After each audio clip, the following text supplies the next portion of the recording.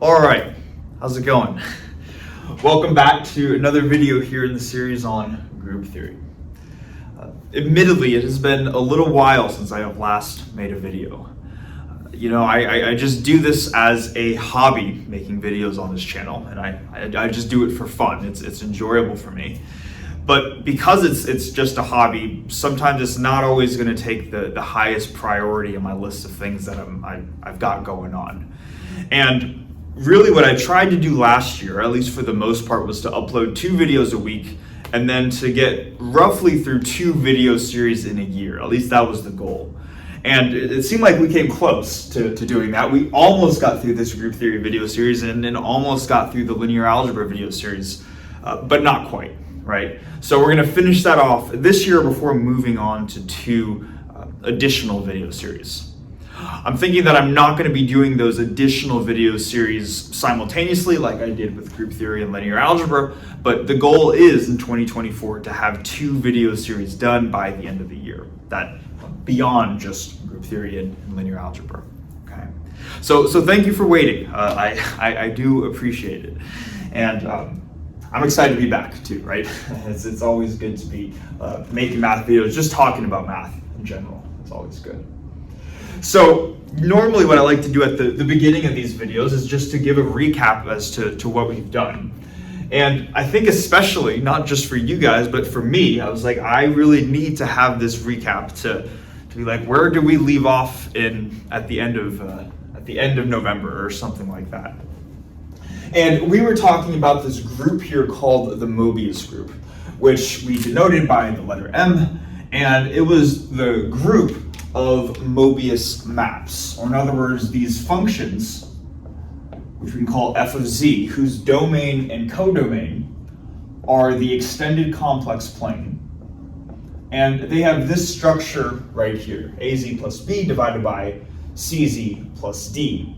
And a set of functions that have this structure under the binary operation of function composition form a group called the Mobius group, right?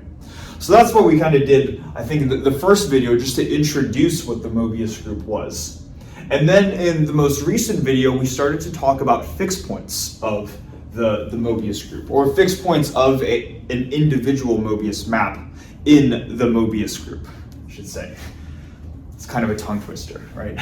The basic idea is that if we have a Mobius map F, and it has a supposed fixed point, which we could call z naught, then when f acts on z naught, we just get z naught as the output. When the input is the same as the output, it's as if this value right here remains fixed, and hence it's called a fixed point. And one thing that's worth noting about fixed points is that they are assigned to an individual Mobius map. So if this equation is true, that would be saying that z naught is a fixed point of the map F. That does not necessarily mean that if I have a different Mobius map G, that if G were to act on z naught, that I would necessarily get z naught as the output. It's very possible that if z naught is a fixed point for F, it could not be a fixed point for G. So fixed points belong to an individual Mobius map. And what we did throughout the most recent video was we talked about how we can use fixed points to classify different types of maps. We showed that non-identity maps will either have 1 fixed point or 2 fixed points. And then we showed that if there is a Mobius map that has 3 fixed points, or you're able to show that a Mobius map has 3 fixed points, then that map is actually the identity map. That is a check that you can perform to determine if a map is the identity map. Okay. So the idea of 3 being like this magical number of fixed points to determine whether you have an identity map is interesting, and that's going to be kind of the starting point for this video. This video is going to be all about looking at further properties of these Mobius maps, and by the end of the video, hopefully we'll get a good intuition for why people care about them when working with them in complex analysis. Okay. So what I'm going to do to start off is that to make a claim to say that not only do 3 fixed points determine the identity map, but what can 3 points, without giving it away, what can 3 points determine about a Mobius map in general? I think I should probably just write out the claim right here, and then we'll go through that together.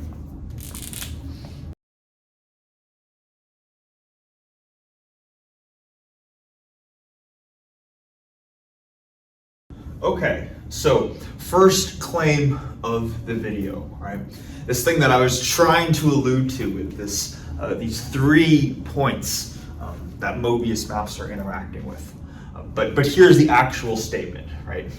It says, given 2 Mobius maps F and G, elements of the Mobius group, then if we can come up with 3 points in the extended complex plane, which we call Z1, Z2, and Z3, and these 3 points in the complex plane satisfy this property right here, where when F acts on any of those 3 points, and in general we're just going to call it Zi, but this could be Z1, Z2, or Z3.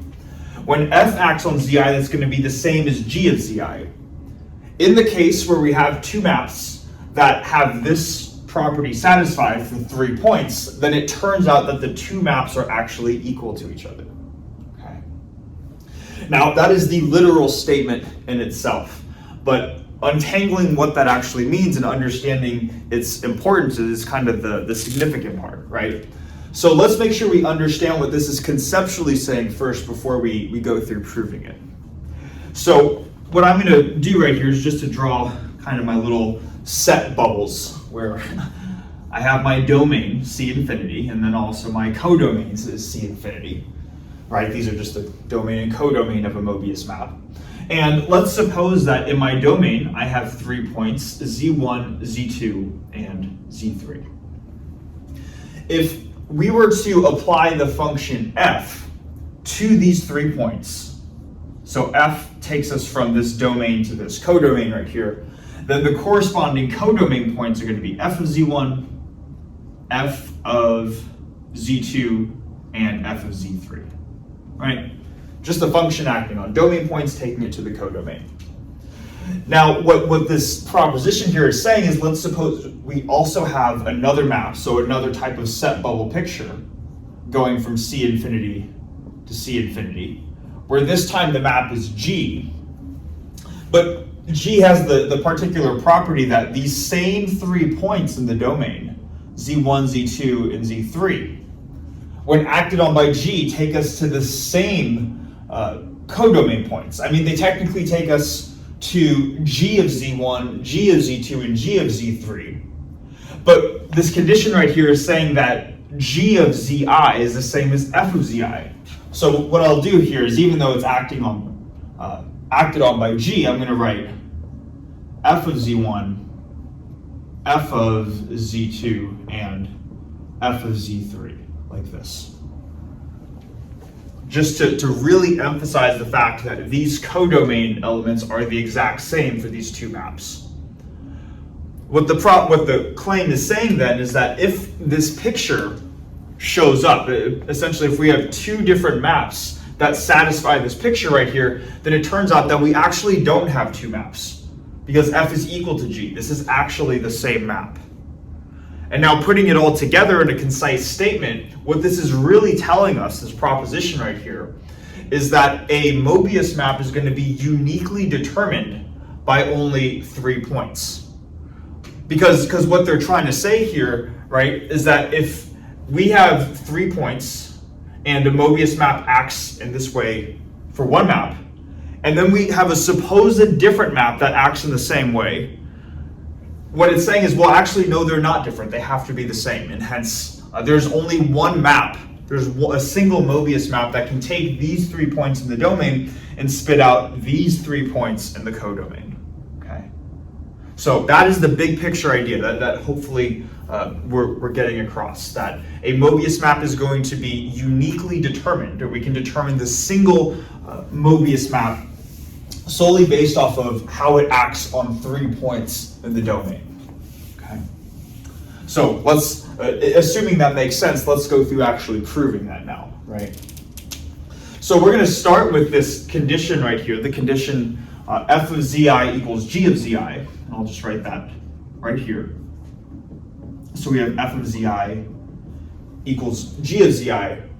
And what I'm going to do now is just manipulate this slightly.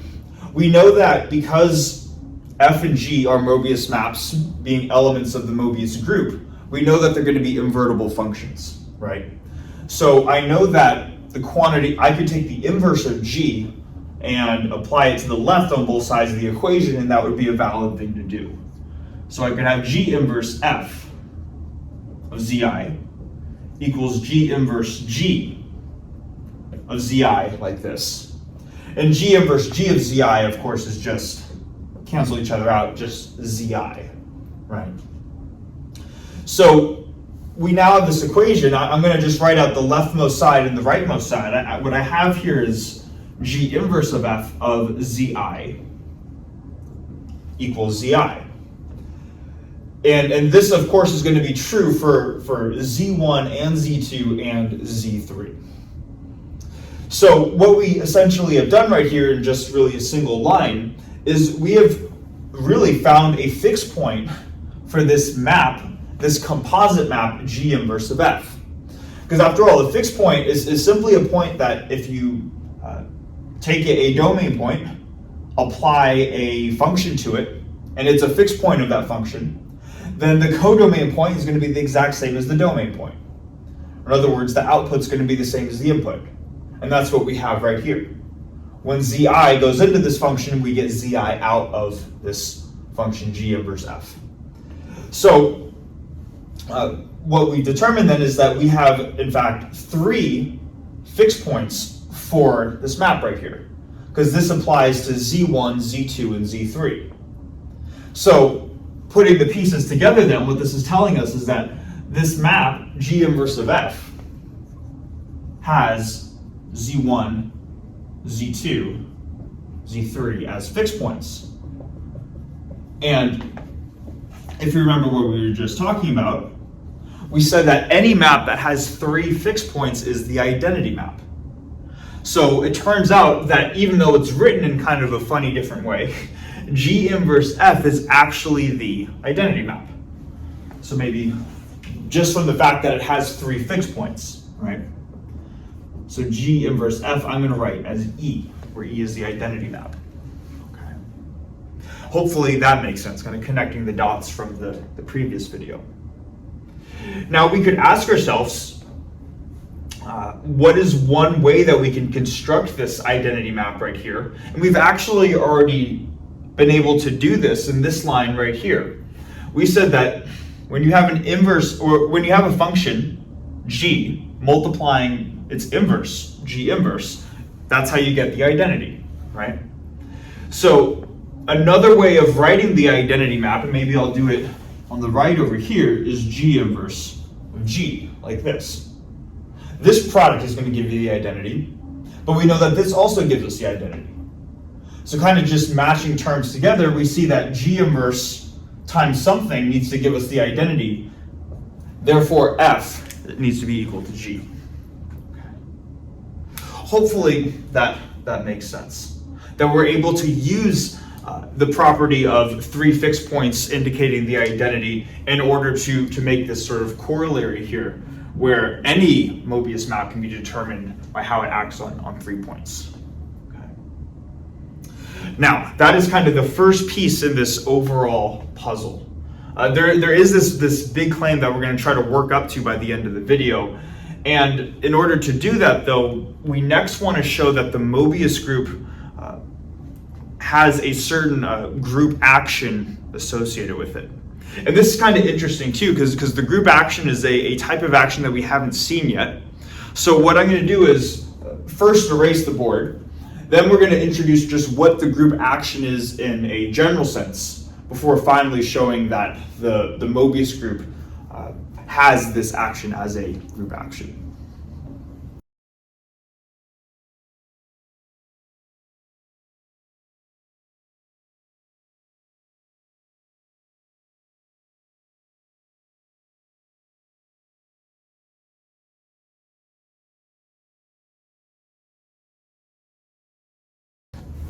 Okay, so we have this definition here for this type of action, this type of group action, and it's called a three-transitive action. So let's go through it together. It says here that an action of G on a set X is considered to be three-transitive if this condition right here is satisfied. And before we really jump into this condition, I want to just highlight the fact real quick that this is a general group action, the idea of a three-transitive action. It could be generalized, by the way, to like a K-transitive action. But this has nothing to do, I guess, specifically, this is not specifically related to the Mobius group or Mobius maps. So I want us to just be aware of that for now. We're going to apply this to the Mobius group and individual Mobius maps, but right now we're just being general here. So here's the condition on the three-transitive action. And if we're working with a three-transitive action, then what we would do is we would come up with a set of, I guess you could call them ordered triples. You would have a comma-separated list where the order matters of three elements in your set, and you would call them x1, x2, and x3. If this was a two-transitive action, you would have an ordered pair, x1, x2. If it was a K-transitive action, you would have x1 through xk. And the condition on, in this case, the ordered triple, is that each of the xi's is pairwise disjoint. Essentially just meaning that each of the elements, or the important part is that each of the elements in this triple are going to be unique. We're never going to have x1 equaling x2 or x2 equaling x3 or x1 equaling x3. Okay. So let's suppose that we have an ordered triple right here. Then the actual group action, realize that could be a bit of a tongue twister, but the group action itself is the group element little g multiplying this ordered triple and producing yet another ordered triple. And the way that it does it is saying G acting on x1, x2, and x3 gives us the ordered triple of gx1, gx2, g of x3. And in the case where it's transitive, then we have this three-transitive action right here. Now, this admittedly can be a confusing definition. We're probably saying, what is actually going on? What does this really mean? Why? At least when I first read this, I was certainly confused by it. So what I'm going to do is just to summarize this at least the best that I can, so we get the main idea across. The main idea that you should take from the three-transitive action, at least for the purpose of this video series, is that let's suppose that I have one ordered triple, x1, x2, x3, where each of these x's are elements of our set big X, and each of these elements are unique. And then let's suppose that I have a different ordered triple of unique elements. So I can call that y1, y2, y1, y2, and y3. Then a group action is going to be a three-transitive action if there exists some group element allowing us to map from this starting triple to this ending triple right here. So if there's some group element that allows us to go from the x's to the y's, then we would call it a three-transitive action. In the case where there is only a single group element that can take us from our starting triple of x's to our ending triple of y's, we would call the group action sharply three-transitive. So it's considered sharply three-transitive if there's only one group element that satisfies this property, as opposed to potentially many different group elements that satisfy this property right here. The big picture idea is that if you have a three-transitive action of a group on a set, that means that you can get from any ordered triple to any other ordered triple via some element in your group. Okay? That possibility to go from any one to the other is allowed. All right. That is really the main idea behind the three-transitive action.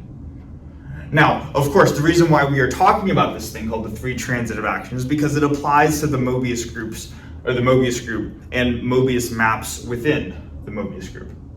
So what I'm going to do now is to erase the board right here, and then we're going to go through to see how this action actually gets applied to the Mobius group.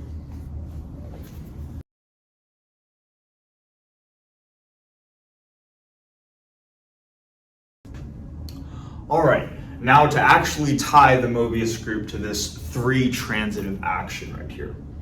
It says that the Mobius group M acts sharply 3 transitively on its domain/codomain, the extended complex plane. Okay, and I really like this proof. I think it's definitely a fun one to work through. So the idea here, when we want to show that that a group acts on a set 3 transitively, or in this case, sharply 3 transitively, what we want to show is that we can take any triplet in our set, any triplet in C infinity. So what I can do is I can have one triplet, Z1, Z2, Z3, and show that we can reach some other triplet, maybe call them W1, W2, and W3, via some group element G. And if we are showing that the Mobius group M acts on C infinity sharply 3 transitively, we want to show that G is also unique, okay? So being able to show this property is really the main goal. That's what we're going to try to do, okay? And the way that you can do this, I think, is really cool.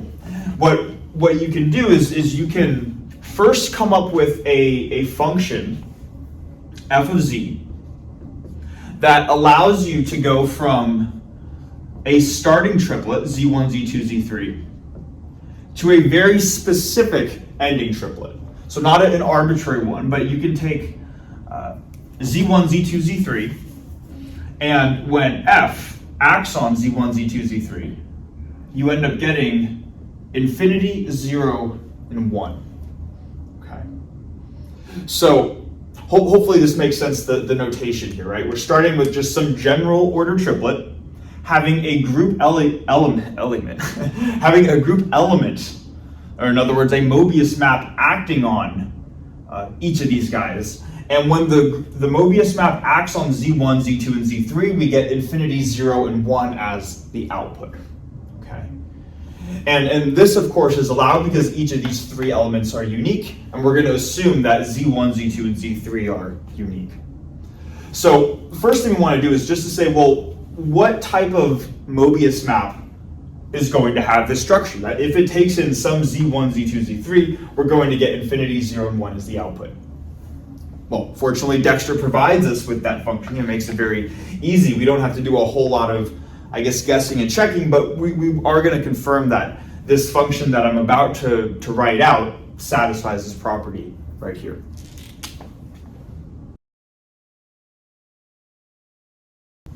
All right, so here's the function that we're going to look at that happens to send Z1, Z2, Z3 to infinity, 0, 1. And this thing right here.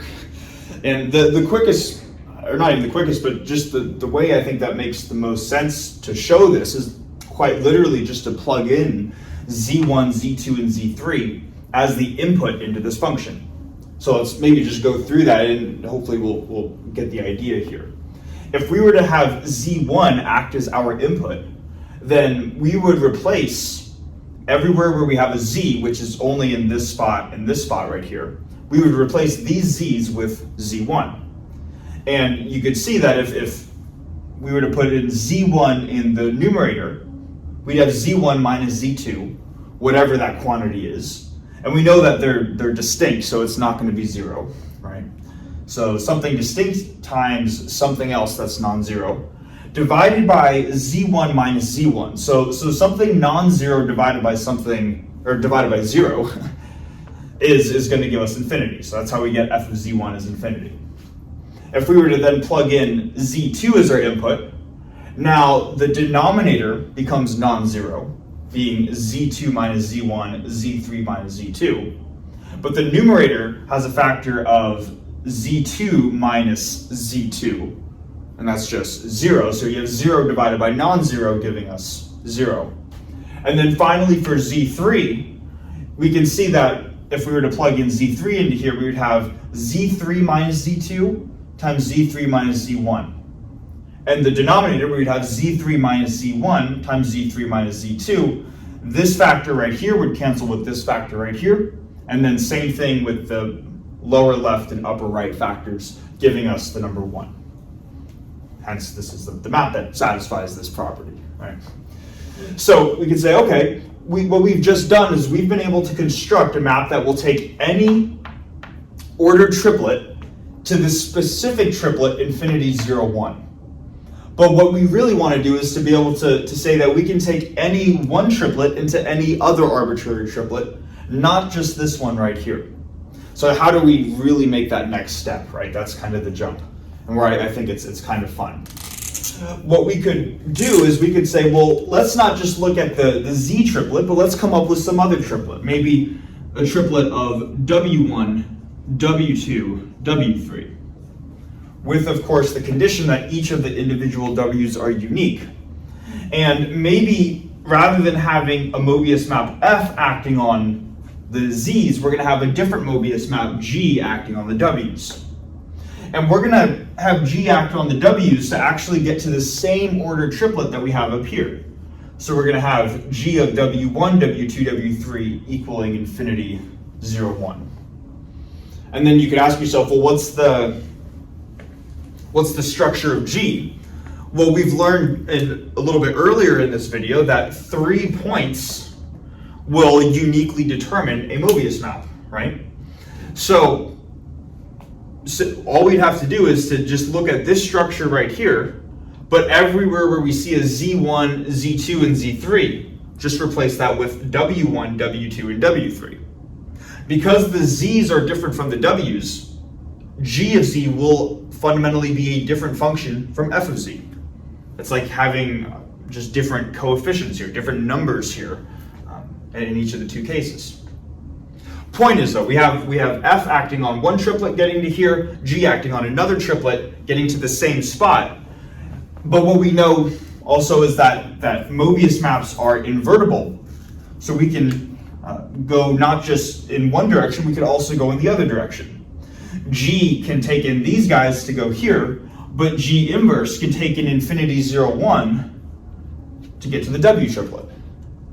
And this is where we start to make the connection. This is how we're going to do things here. So let's say that we just start with some ordered triplet. We can, doesn't matter which one, but we'll start with the Z's. Then we'll use infinity 0, 1 kind of as a bridge to help us get to this other ordered triplet. So the Z's are going to go to the infinity 0, 1 triplet. And we ask ourselves, how do they do that? Well, that's how F was defined, right? F took in the Z's and then spit out the infinity 0, 1 triplet. So going from here to here is through F. Then we can go from the infinity 0, 1 triplet to any other arbitrary triplet, W1, W2, W3, like this. And the function that we use to go from here to here, we can see in this line right here. That's the G inverse function. Takes in this as the input triplet and spits this out as the output triplet. So this is not G, but this is G inverse, right?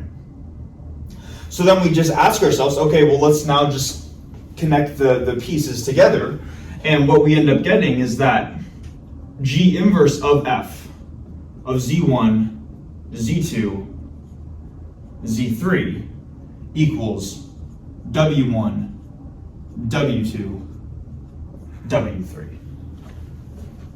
So what we've just found is that given a Mobius group M acting on C infinity, we could say that given any 3 numbers in the extended complex plane, there is some group element, G inverse F, that will allow us to reach any other set of 3 numbers in that same extended complex plane.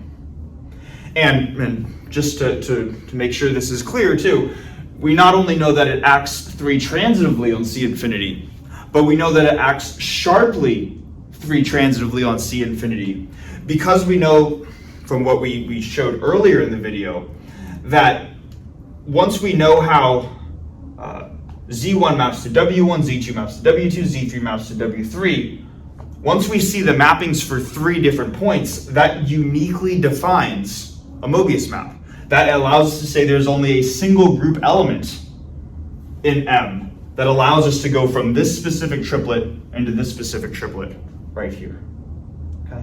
And hence it acts sharply 3-transitively on C infinity. Okay? Hopefully that makes sense. Now, to finish off the video, and I think to kind of tie everything in together to see why these Mobius maps are really useful and why people like working with them in complex analysis, there's one more claim, or one more big claim that we're gonna work up to. So I'm gonna erase the board and then we're gonna go through that to finish off the video. Okay, so sure enough, first video back in a while, and something like some technicality pops up where I run out of battery and then I have to spend a little time recharging it to re-record the last part of it, and I did not find out until I was done recording the video. Okay, so anyways, let's record at least the part that I think we have not gotten to yet, which unfortunately is probably one of my favorite parts of this video, which is to talk about how Mobius maps can map from one type of object into itself, and we just need to gain an understanding of what that object is. And if we're just thinking, not even in terms of Mobius maps or anything complex analysis or even group theory related, but just going back to basic geometry, some of the most fundamental objects that you could have are you could have a circle, or you could have a line. And one way of thinking about these objects that might initially appear to be distinct from each other is to imagine that if, let's say you were to zoom in significantly on one part of the circle, you were to look at this part significantly zoomed in, it would probably look a lot flatter because you're zooming in, right? And if you were to zoom in even more, it might look almost completely flat. And the idea is that you can kind of use that to imagine that a line can be thought of as almost just a circle with an infinite radius. It's like no matter how much you zoom out of the line, it's still an infinitesimal part of your circle that has this supposed infinite radius. And if you think of a line that way, as part of a circle with an infinite radius, you can kind of think of these objects as one of the same. And I know that it's kind of weird to think about, but people have thought about this and have actually put circles and lines into a more general class of objects, into this kind of fun little name called a circline. It's fun to say, right? A circline. Circline is just a circle or a line. If you're one or the other, then you are a circline. So one of the really interesting properties of Mobius maps is that they can take a circline as an input and map it to a corresponding circline as an output. And this is really why, or one of the big reasons why people in complex analysis care about Mobius maps in the first place, these types of conformal mappings. So just to get a sense of why this is important and why this connects to what we've been doing before, we could just ask the question, how many points do you need in order to form a circle? Or I should say, how many points do you need to uniquely characterize a circle? It's certainly not one, right? Because if you have 1 point, that could form a circle like this, with the points there. That could also form another circle like this. So that 1 point alone will not uniquely define a circle. You can say, what about 2 points? Like this. Well, it's possible that we might think it could uniquely define a circle, but let's try something here. This is one circle that that contains both of these 2 points. But this is also a circle, or supposed circle, that contains those 2 points. So we see that 2 points alone does not uniquely define a circle, and the actual answer is that you need 3 points in order to uniquely define a circle. And hopefully that rings some bells, because we have been talking a lot about, well, It's more like a potato, but 3 points defines a circle and apparently a potato, right? You need 3 points to uniquely define a circle. And that's how we're going to make the connection from what we've been doing so far into this final claim about these fun little objects called circlines. So I'm going to write out that claim, and then we're going to prove that to finish off the video.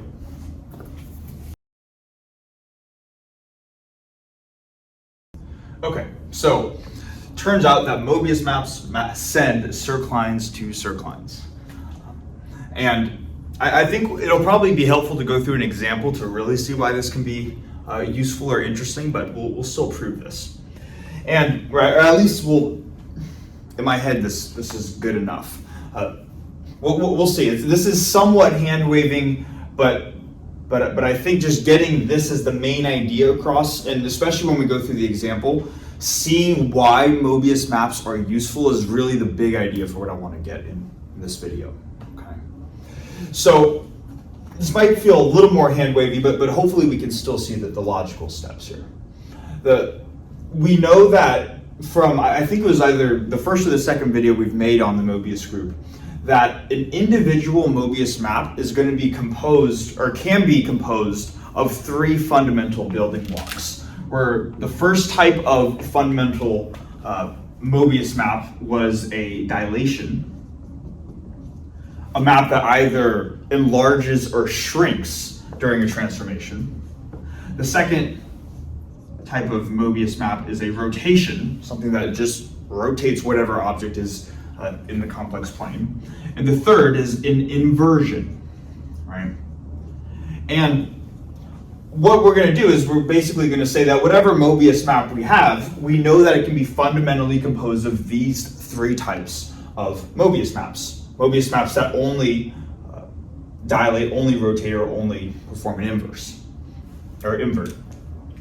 And just thinking about this, and this is the somewhat hand-waving part, if we were to imagine a dilation, something that just changes by either enlarging or shrinking something, imagine a circle, and you make the circle bigger or smaller, you still have a circle, right? And I guess lines go infinitely, but so it's almost like trying to enlarge or shrink a line. You will still have a line no matter what. You will have an infinite line no matter what. So dilations will take whatever starting object you have, whether it's a circle or a line, and send it to either a circle or a line. Okay. And then the next one, rotations, is also somewhat intuitive. You imagine, take a circle, you rotate it, you're just going to have, well, that same circle, right? And then with a line segment, you might have a starting line segment that might look vertical, and then you rotate it, so now it's rotated at some angle, but you still have a line segment. Now it's just at a different angle than what it started with. So, and again, this is the hand-waving part, but hopefully it kind of makes sense how these 2 types of transformations will send circlines to circlines. The one where we actually want to spend a little bit more work is talking about inversion type of maps, or maps that perform inverses. And in order to do that, it's helpful to look at the general equation of a circline in the complex plane. So I'm going to write that out right here, and then we're going to go through that to sort of finish off the proof.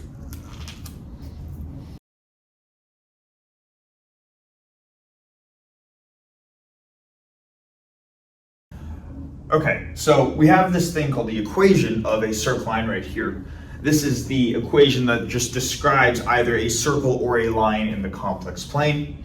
And whether or not the coefficients A, B, or C are 0 or non-zero, or what their values are, that will determine individually if this object, or if this equation represents a circle or if it represents a line. And the only constraints on it is that the A and C coefficients need to be real, and if you take the absolute magnitude squared of B, that needs to be greater than the quantity AC. Okay. Now we might be saying, where does this come from? I don't want to go on too much of a tangent, but I did make a video early on in the linear algebra video series talking about the equation of a circle and the equation of a straight line in the complex plane. So I'll link that video in the description, so that way you can click on that if you want to see kind of more of the details, at least for where this comes from. But the basic idea is that we know that invertible maps will be able to send circlines to circlines simply from a basic algebraic exercise. And the idea is that, let's suppose that I have my complex number z, and that's kind of like the general variable in here, and z happens to be the inverse of w. So we're working with an inherent inverse here, right, for the invertible type of Mobius map. In the most general case, we know that w of z is going to be az plus b divided by cz plus d. So if z is the inverse of that, then it's just going to be the corresponding inverse Mobius map, which should be dz minus b over negative cz plus a. Oh, these should be w's, sorry. Z is dw minus b over negative cw plus a. And what you could do is you could take z, plug it everywhere in where you see factor z, and you could complex conjugate z, take the conjugate of it, plug that everywhere in where you see z star, and it turns out that if you go through all the algebra, this is again the hand waving part that I don't feel like going through the algebra for this, you will get an equation that ends up looking like this. And hence, invertible maps will also send circlines to circlines, because if you start with a circline, meaning this equation, you perform an inversion, you will end up with a circline or at least the equation for a circline for your final equation. Okay. Main idea in all of this is really not to be thinking about details for this part too much, but just to at least get the idea that Mobius maps have this property that they will take circlines, being circles or lines, and send them into circles or lines. One more thing, I think, before we go through the example to finish off the video, is that when I say circlines, that doesn't necessarily mean circles map to circles and lines map to lines. You could have that circles map to lines and lines map to circles, as long as one object that gets classified as a circline maps to another object that gets classified as a circline. Mobius maps will satisfy that property. So I don't want us to get the idea that maybe if we have a line and then a Mobius map acts on the points in that line, that will send it to some other line. As we're about to see in an example, we can take a line and show that a Mobius map will send it into a circle. So I'm going to, well, hopefully that makes sense. I'm going to erase the board, and before I run out of battery for a second time, we'll do an example to finish off the video.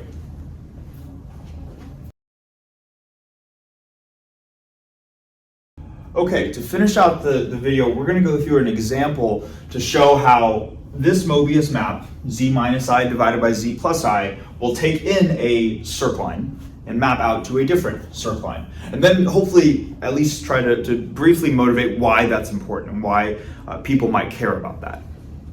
So let's just suppose that, I mean, this thing can take in whatever it wants too, right? But let's suppose that I have my domain. Let's do this. I have my domain, and of course the domain is going to be C infinity, where this is the real axis, this is the imaginary axis, and I want to pick out 3 different points on this complex plane right here. I'm going to pick out the origin, I'm going to pick out the number 1, and then I'm going to pick out the infinity element. So my order triple is going to be 0, 1, infinity. And we can ask ourselves, what type of object does this form? And we would just connect the dots going from 0, 1 out to the infinity element, wherever that is. And you can imagine we would draw a line going from here infinitely out, and this line would extend like this. So we can either think of this as a line or a circle with an infinite radius. But we have a fundamental circline right here. And what we want to do is we want to see, let's take this line, this type of circline, and see what it maps to. What type of object does it map to? Well, we just said in the previous whiteboard that it should also map to a circline, either a circle or a line. But let's see specifically what circline it maps to. The way we can do that is by just taking our function and applying the 3 different points to it. Let's start with the 0 point. So f of 0 is going to be 0 minus I over 0 plus I, which is negative I over I, which is negative 1. So we have f of 0 is negative 1. Then let's try the 1 point, f of 1. That's going to be 1 minus I over 1 plus I. And that might not be the most obvious quantity. We might not be able to tell what it is right away. We'll have to do a little bit of manipulating this. So we'll multiply the top and the bottom by the complex conjugate of the denominator. 1 minus I divided by 1 minus I. When we do that, let's see what we get in the numerator. We're going to get 1 minus I, so minus 2I, plus I squared, which is minus 1, like this. And the denominator, we're going to get 1 minus I plus I minus I squared, which is plus 1. And the numerator, the 1's cancel, and the denominator, the i's cancel, leaving us with minus 2I over 2, or just negative I. So f of 0 is negative 1, f of 1 is negative I, and then finally, looking at the infinity element, that's going to be infinity minus I divided by infinity plus I, which is infinity element divided by infinity element, which we know is defined to be 1. So f of infinity is 1. So while this is my domain extended complex plane, if I were to then write the codomain extended complex plane, I don't know why I underlined it. Let's see what this line right here gets mapped to. Well, one of the points that it maps to is negative 1 on the real axis. One of the points is negative I, so negative 1 in the imaginary axis. And one of the points is positive 1 on the real axis. And then we just ask ourselves, what do these 3 points form? Well, that would form a circle of unit length, or in other words, the unit circle in the complex plane. So what we've just seen is that, if you can kind of imagine it, it's almost like we're taking this line right here, and what this transformation is doing is it's slowly warping it so that it curls into itself and forms the unit circle in the complex plane right here. Now, we can just ask ourselves, in what way does it warp? Does it warp sort of upwards, or does it warp downwards to form, to go from this line to this circle right here?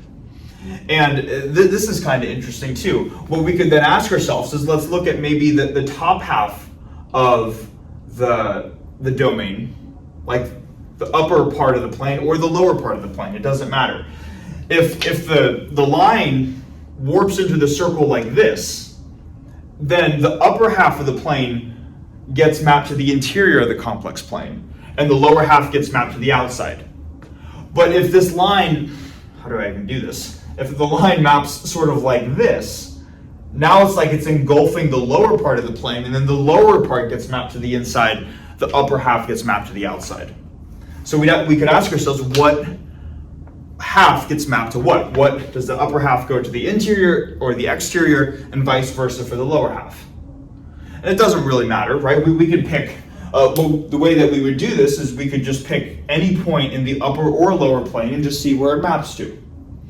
Probably the easy one is to pick this, just the number I, in the upper half part of the plane. Because if I were to plug in I into here, I'm going to get I minus I divided by I plus I. That's, let's even write that out here. F of I is I minus I over I plus I, which is 0, divided by 2I, or just 0. So we see that this point right here in the domain gets mapped to the origin and the codomain. So what that tells us is the way that this thing transforms is you start with the line, and then through this transformation, you map this circline by warping it so that it forms a circle, and the upper half part of the plane gets completely mapped to the interior of the circle, and the lower half of the plane gets mapped to everywhere on the outside. Hopefully we see how that works. And not only that, not only do we hopefully see how that works, hopefully we see that why that can be really, really useful. Maybe we have this certain problem that we're trying to solve, like we're trying to solve a differential equation, and that differential equation we're trying to solve on a certain domain. I guess we haven't covered differential equations yet on this channel, but if you've taken a class on especially partial differential equations, you know that the domain that you're working on is very important. And maybe the domain that you're working on might initially be challenging to work with. And you'd say, oh, well, I could solve this problem if I only could rewrite the domain so that maybe with a change of coordinates, this would be a lot easier. Or I could work in a new domain where I could work in an easier to work with coordinate system, right?